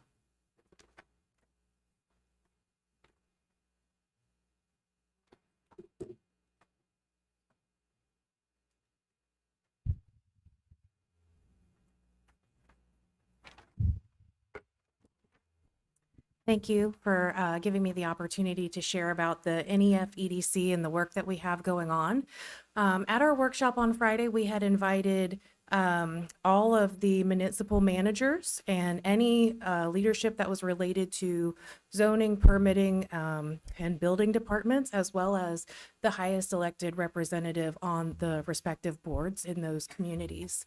So we had a really great turnout, and this was on the heels of our trip to Washington, D.C., where we were able to secure meetings with a number of elected representatives, including Congresswoman Kat Kamak's office, Senator Rick Scott's office. We were able to meet with them. And then also, we were able to meet with the EDA, which is the Economic Development Administration, and they shared with us about grant opportunities and funds that are available continually. So a lot of organizations do have an annual limit, but this organization does not, and shared with us that they would be willing to provide resources when we submit applications for grants, so that they can help us review and to make sure that our grants are as competitive as possible. Those grants are technical assistance grants and often can be used for water treatment and wastewater treatment. So considering the needs that we have in Bradford County and the things that their grants can cover, I think that's a really good opportunity for us to consider looking into some grant writing opportunities with them. We were also able to meet with the USDA, the chief of staff at the USDA, and develop some relationships for here on a local level. And one of those individuals was actually able to attend our meeting on Friday. These relationships are really good in guiding us forward. We need that guidance from the officials at the federal level so that we can apply for those grants and receive the funds for the community to grow and develop our economy here. While we were in Washington, D.C., we were also able to take a meeting with the Global Business Center, which is an incubator for the investment arm for industries coming out of South Korea, looking to localize and expand into the United States.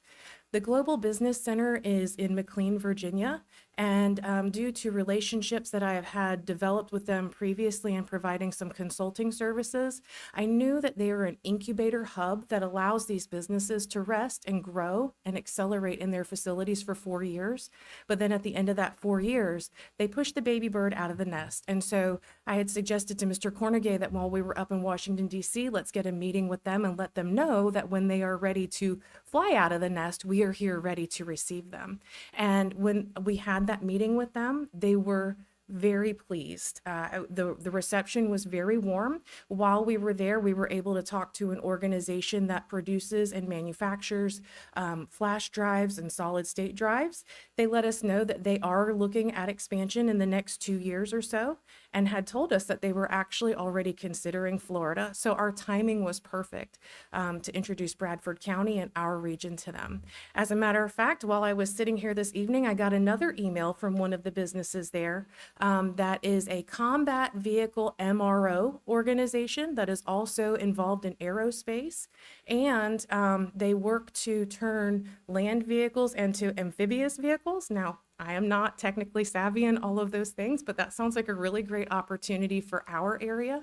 And I'm looking forward to being able to have some meetings with them next week. So on the heels of coming back from Washington, D.C., we launched this collaborative workshop to identify key objectives that we feel in the community as a whole need to be addressed to further our economic development practices. And now we begin that hard work of synthesizing that information and then putting together that strategic plan for the boards in the municipalities to review and approve. And that's going to guide our activities. There was a really good turnout at the workshop, and I received a lot of positive feedback from individuals who are not necessarily regularly in the community. But the one comment that I kept hearing was that there was a momentum in the room and that it was attractive to them because they could feel the excitement. They recognize that Bradford is growing, this region is growing, and that there is an amazing opportunity for us here. And everybody that was at that meeting all seemed to be pulling in the same direction. Everybody had very similar ideas and understanding of what needed to be done. And really, when we got to the collaborative workshop part of the session, that actually went very quickly because a lot of the things that were mentioned from table to table were the same and were similar. So that's a really good for us because I think it really helps us to focus on the areas where we need to really be focusing. Also, I want to share that this week we have launched our first digital marketing outreach campaign. We've already reached out to 126 different organizations and C-suite level executives at those organizations, creating introductions and trying to create conversations. Business development in economic development is sales, right? And if you're involved in sales, you know you have to kiss a lot of frogs before you can get to that prince. So I'm used to hearing no a lot. That doesn't discourage me. So it's very exciting to me to be getting our information out there and already be soliciting organizations and inviting them to come down here. Hopefully, in the very near future, we'll have some fruit from these efforts in Washington, D.C. As a matter of fact, I'm hoping to set up 2 Zoom meetings virtually next week. And then we also have some interesting activities going on here in the community. We have the potential of a wholesale bakery coming in. I've named the project Hot Cross Buns. So more coming soon on that. There is a lot of activity going on, and I'm looking forward to when these things get closer to fruition so that we can share them publicly and everybody can see all of the goodness that's coming in the area. I share regularly with our team that it's just there is a lot going on and there's a lot of good things going on. And I joke around and I say, just reach up and grab some of that goodness because there are a lot of organizations that are looking to move and expand, and the time is right for our region. Thank you. Sure. Yes, ma'am. Thank you, Amber. Patricia, did you want to say anything or? Okay.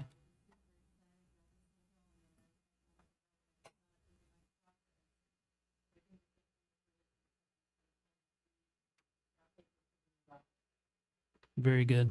That's all I have, Madam Chair. Oh, thank you. All right, Mr. Commander. Thank you. Commissioner's comment, Ms. Andrews. Just like to thank everybody for coming out and speaking, asking questions, making comments, because it does help us a great deal. And like I said, we want to work on this and we want to make it a system that the people can use and something that we can handle. So thank you for your interest. Thank you for being here, and we appreciate you. That's it, Ms. Thank you. Commissioner Thompson? Yeah, I'd just like to echo on, Commissioner Andrews. Thank y'all for coming. Appreciate y'all support. I mean, we'll get there somehow. Commissioner Doherty? Again, I'd like to thank everybody for being here. It's always good when you can get, some of the answers to questions that people have, because sometimes you hear things out in the community and, sometimes it's, whether it's a monthly fee, an annual fee, whatever it is, but, anytime we can clarify that, I think that helps. I also want to mention, on the heels of economic development, I did meet with one of the representatives of Cox Communications, or Cox in general, and they are currently working on extended broadband services in Bradford County, and so she would like to actually set up a meeting to a time on our agenda to be able to discuss that and where they are right now as far as their process. But it looks like probably starting next year, there should be a for broadband in Bradford County. Commissioner Reddick? Yeah, same. I thank everyone for being here tonight. I hope we can get your questions answered as we move forward and come up with what's best for Bradford County. If we're going to continue to go and grow, we need some good choices, good decisions made by this board and by y'all input. So thank you. Okay. Again, I echo what the other commissioners said, and I appreciate everyone coming out and your questions that you raised helped to answer some for a lot of people who had same questions. And I will encourage our board and our county manager that we, in moving forward, we go ahead and proceed with getting the minute details about what type of exceptions that we would make and getting a list of those exceptions, and so that our citizens can have more questions. And also if we need to go ahead and do further workshops or town hall to answer those questions, that we do so, because it gives the community a sense of well-being in terms of us being open and trying to figure out this process. So there are still a lot of pieces that have to be put into place, and more questions. But thank you all. Anything else for the good of the order? If not, this meeting is adjourned.